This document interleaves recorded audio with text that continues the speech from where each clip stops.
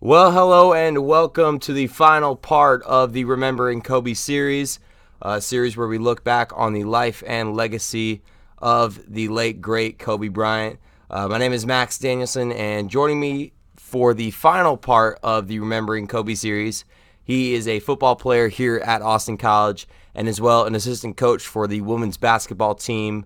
That is Mr. Adonis Martin. Adonis, welcome onto the show, man. I appreciate that. Yeah, I mean, it's still hard to believe that Kobe's gone. It really is. And I know just seeing what you've posted on social media, I know that Kobe was a humongous impact to you. Right. So we'll get started right away with that first question of what did Kobe mean for you, especially the fact that Kobe was a humongous part of our childhood. Yeah, he's really what got me into playing basketball. From Little League, every team that I was on, I was named after the Lakers, whether what city we were in, like Tulsa Lakers. And in the early part of my childhood, I always took the number 8 for basketball because, that's what he was. And he paved the way and inspired me to play the game. And it's tough. It's a tough loss to everyone. Yeah, I mean, I remember like when the news broke, I was just in complete shock. Yeah, I didn't know. I didn't believe it yet. I was like, are they going to confirm it? Like, Yeah. It was wild. I mean, especially the one thing I didn't like is how TMZ did it even before Vanessa or Right, they leaked the it entire very Bryant early. family even knew about it. Yeah, they leaked it very, very early. Well, of course, you just said that Kobe, you always wore number 8 for Kobe. I want to ask you, the popular answer has been the 60-point game, but I want to ask you if you had, or if that is your favorite Kobe memory, or if you have a different one. That was a wild Kobe memory. My favorites were just watching those series against the Celtics. I don't know if I have a specific favorite because he'd done so many crazy things in his career. Reverse dunks, like game winners, and I really just enjoyed watching that final series against Boston. Those few years stretch. Me and my family would all get together in my room and watch every minute of it. We had a bunk bed. Some of us would be on the top, some of us would be on the bottom, and I remember just at halftime, just going and recreating like everything he did in the living room before the second half started. Yeah. It was very memorable. I mean, now let me ask you: did you watch the rewind of that ESPN did a couple days ago of the 60-point finale? I watched the end of it. Yeah. Yeah. The last I 2 mean, minutes. It took me a while, but it really was hard to like. At first, I couldn't really remember it, but then watching that, you just Right. forget about like the dominance that he had Yeah, on that the was court. incredible. Yeah, growing up, he was definitely my favorite basketball player. I wasn't really a Lakers fan, I guess. I would cheer for the Lakers because I was a Kobe fan. And I remember when OKC, because I'm from Oklahoma, from Tulsa, when they had that young squad come up and they played the Lakers that first time in the playoffs, it was like I didn't know who to cheer for really because Yeah. like everybody at home's cheering for like KD, Russ, Harden, like these young guys, and I wanted them to do well, but I've been cheering Right, for Kobe my yeah. whole life, so I was almost split, and so, yeah, it's Now, crazy. I want to ask you, when Kobe retired, the game of basketball changed drastically. Especially the fact it was different not seeing Kobe around anymore, Right. not having the mentality, that Mamba mentality that he Right. brought every single day on the court. But now Kobe being gone for good, what is now the shape of basketball like?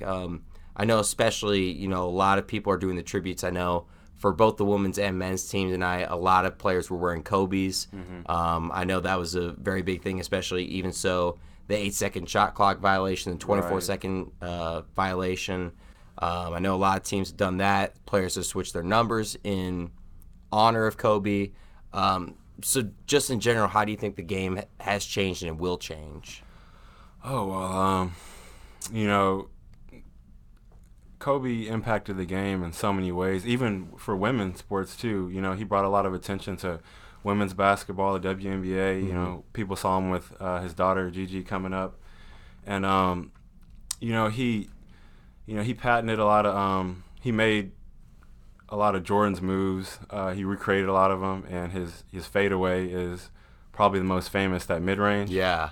So I think now that he's really gone, the game has really shifted from that old school mid-range mentality to more threes and ones, like 3-and-D type games. And he just had so much knowledge, because you can watch some of his shows, like on the detail of breaking down different players, different defenses, different things. He was essentially like a coach on the court. Yeah, he had one of the highest basketball IQs I've ever seen. And I'm glad that you brought up the whole Jordan thing, because when you look at what Jordan and Kobe did, they were very, very similar in a way. Right. Just the moves that I remember, they put a side-by-side comparison of the moves, and it looks right. almost identical. Yeah. And even so, going back on with Gianna, that was the person who was supposed to take the heir of the throne of the Bryants. Right. There's a story that goes, I believe he told it on Jimmy Kimmel, where like people would always ask him, are you gonna have a boy? Yeah. And Gianna said, "I got this." Yeah, I got this. Yeah, she was a hooper. I watched their highlights on YouTube all the time. I mean, it's really sad, especially for Gianna, the potential that she had. Right. It's hard to really fathom the whole thing. It's still almost being, by the time this goes up, a week since the passing of both of them, and not only them, but the 7 others involved in that. And then kind of the final question I want to ask you,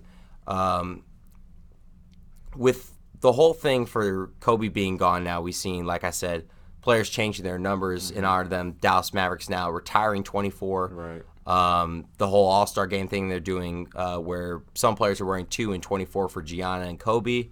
How do you think the NBA can legitimize or continue the legacy of Kobe Bryant, should I say? Like, how do they cement that legacy?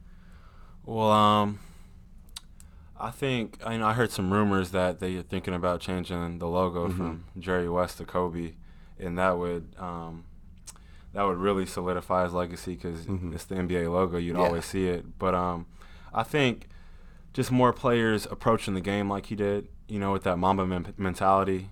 Kobe was most times the first one in the gym, the last one to leave. Right. And that helped inspire me too, with not only basketball but football and life. If you approach everything with that Mamba mentality, that's a great way to remember him, because that was a big part of what he did. Right. And I know in the memorial, he one thing he talked about, and I forgot that he mentioned this, is that when he always came into the gym and whenever he was playing, he always thought, I'm not the first guy, I'm the 12th guy on the bench. How am I going to step up and earn my role, earn my minutes, and earn my playing time? And that's something that Kobe was so good at. When Kobe was on the floor, he didn't give a damn who was on it. Really did. He was going to be Kobe Bryant, and he was going to. He had an unreal will to win. I remember, I don't know if it was at Rucker Park. It was one of the famous parks outdoors. Probably Rucker Park. It started raining, and guys were thinking about packing up and leaving, and Kobe's like begging to keep going and stay on the court, and he plays at some of those famous parks and has that same mentality. That's just the desire that Kobe Bryant had, and that's Mamba mentality at its finest. It's just unreal. Going on back to Cuban retiring that number 24, do you think teams should start to look for that, or do you think that should be something that players are thinking just personally if they should, because the only number that's officially retired throughout any league is the iconic 42 with Jackie Robinson in Major League Baseball. But then you also have for NHL the unofficial retirement of 99 for Wayne Gretzky. Right. How do you think they should go about that? I don't really know. I think the Lakers obviously should retire, because that's the franchise he played with. But right. They both have retired 8 and 24. 8 and 24, right. Throughout the rest of the league, he really brought a tremendous impact. I wouldn't be mad if everybody retired 24, because what he did for the game. And I guess it depends on really how some owners feel towards him, because some others had a personal relationship, like Mark Cuban, retired it pretty much immediately. So I wouldn't be mad if everybody retired that number, just because like the sudden death and the way he died. Now, let me ask you this. This is something we brought up in each and every segment that we've had for this series. Would you rather have, like you said, the logo, because that's a very big thing, and even Jerry West came out this week saying that they should change the logo, and it's about time for a new change. Would you rather have that, or would you rather them change that NBA championship trophy from the Larry O'Brien trophy to the Kobe Bryant trophy to cement that championship legacy and that Mamba mentality? That's a good question. Championship trophy versus the logo. Because the way I look at it is, even though Jerry West is known as the logo, right, it's still the logo, right, versus where it's a trophy named after Kobe Bryant. Same thing with the Bill Russell MVP award, for the finals. It cements his legacy being an 11-time champion, most of those being MVP of that. And I think just that be something that would cement really Kobe's legacy, because he was born as a champion. I mean, if we're being serious here, Kobe was the definition of a true champion, on and off the court. My fondest memory of that being when he ruptured his Achilles, and I know I've said this almost every single segment. Shot the free throws, and then walked off the court on his own weight. Yeah, I would think I would like the logo to be changed. The championship trophy. Kobe did so much more for the game than finals, and there'd be arguments on Bill Russell has a lot of rings, so the trophy could be in his name. The trophy could be in Jordan's name. He has 6 rings. Yeah. But I think the logo would really cement all that he did for basketball, not just the championship aspect. And I think that's a great way to wrap up not only Part 5 but the series. Adonis, thank you so much for coming on the show. Hopefully we can get you on a podcast here before you leave. You're about to be graduating here as a senior. But yeah, thank you so much for coming on again. Yeah, thanks for having me, man. Anytime. Great.